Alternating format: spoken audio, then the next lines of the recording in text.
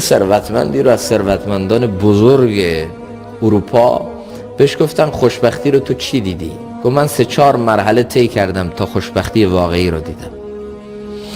گفتم چطور؟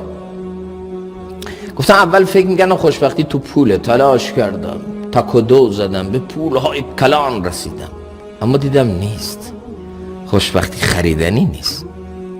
بعد گفتم خب شاید با اسباب امکانات گیر بیاد. رفتم همه اسباب امکانات رفاهی مجلل رو خریدم آوردم تو خونه، اما دیدم تخت دارم خواب ندارم، خونه لوکس دارم اما آرامش ندارم، سفره رنگارنگ دارم لقمه راحت از گلوم پایین نمیره، بازم نیست. تو پولم نبود، تو اسباب لوکس و مجللم نبود. بعد گفتم تو چیه؟ گفتم شاید تو تفاخره. یه ماشین آخرین سیستم خریدم و گفتم تو خیابونا برم با فیز و افاده بگردم، اما دیدم نه، کلرش داره جسممو خنک میکنه اما درونم قلب بیقرارم و هیچی نمیتونه خنک کنه و آرام کنه. تو ماشینم بیقرارم. ظاهر این ماشین دیگرها رو کشته و باطنش منو کشته، آرام ندارم. تا اینکه یه روزی یه عزیزی به من زنگ زد، گوی یه جایی هست، یه مجتمع خیریه‌ای هست، ایتام رو و بی سرپرستان رو اونجا دارن در حقیقت جمع میکنن و پذیرایی میکنن و اونجا اونها رو ساماندهی میکنن، بیا بریم یه سر با هم بزنیم. میگه منم کلی خریدم، لباس خریدم و با هماهنگی هایی که صورت گرفت اینا رو بردم اونجا. بعد دوست من به من گفت دید بیقراری منو، دید بیتابی منو، دید استرس ها و فشارهای روانی منو، چون تو بطن زندگی من بود. ظاهر زندگی من رو دیگرها دیده بودن اما او تو بطن زندگی من بود، بیقراری های منو دیده بود. همه ظاهر زندگی منو دیده بودن، قبطه ظاهر زندگی، گول ظاهر زندگی، اما این تو زندگیم بود، میدونست من تو زندگیم چی دارم. اینا رو که خریدم بهش گفتم خیلی خوب خودت ببر. گفت نه بیا با هم ببریم. گفتم که من وقت ندارم، من سرم شلوغه. گفت نه بیا بریم. میگه با هم رفتیم اونجا. بعد گفت به دست خودت اینا رو توزیع کن. میگه وقتی اینا رو به دست خودم، به دست این فقرا میدادم، یتیما میدادم، لبخند اونا دل من آرام میکرد، نگاه پرمهر اونها درون من رو مطمئن و آرام میکرد. لذت میبردم وقتی میدیدم به دست من یکی شاد شده، گویا شادی به خودم منعکس میشد. تو درون خودم یه اطمینان و آرامش حس میکردم. با هر شادی که تو اونا میدیدم پژواک و انعکاسش رو تو خودم میدیدم، لذت میبردم. چقدر زیبا!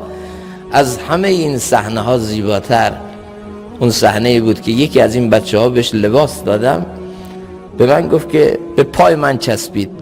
من با یه لطفی با آرامش خواستم بچه رو از خودم دور کنم. گفتم ولم کن، میخوام برم، میام بهت سر میزنم. گفت بذار من یه مرتبه چهره‌تو قشنگ ببینم. گفتم چهره منو میخوای چیکار؟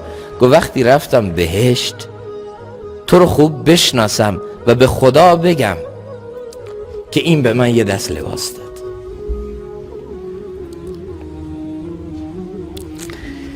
خدا رو میخوای ببینی؟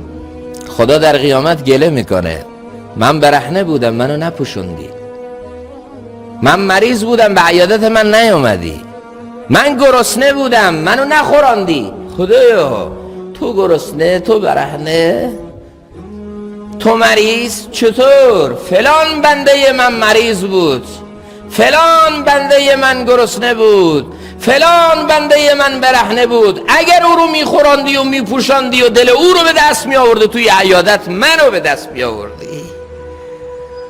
اون پیک من بود، اون قاصد من بود، اون بنده من بود. اگه اونو به دست میآوردی منو به دست میآوردی. چرا اونو به دست نیاوردی؟ چرا از کنارش بی تفاوت رد شدی؟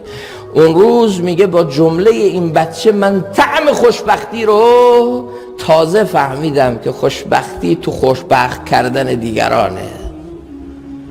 من آدرس غلط داشتم، من مسیر رو اشتباه میرفتم، من نمیدونستم اصلا. به فکر خوشبختی دیگران باش تا پژواک و انعکاس خوشبختی رو تو درون خودت حس کنی. ظالم نمیتونه طعم خوشبختی بچشه.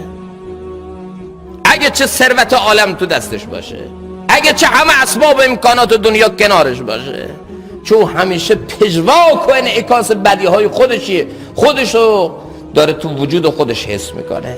طعم ظلمی که به دیگران کرده تو خودش، طعم دل شکسته دیگران تو خودش، طعم حسدش و حقدش و کینش و بدیش و نفرتش رو که داره پخش می‌کنه تو خودش داره حس میکنه. والله نمیتونه کسی که برای دیگران بدی میخواد خوبی رو تو خودش ببینه، امکان نداره. دروغ میگه کسی این ادعا رو میکنه، ولو این که ثروت عالم تو دستشه، ولو این که حاکم 7 اقلیم عالم باشه، نمیتونه شاد باشه. خوشبختی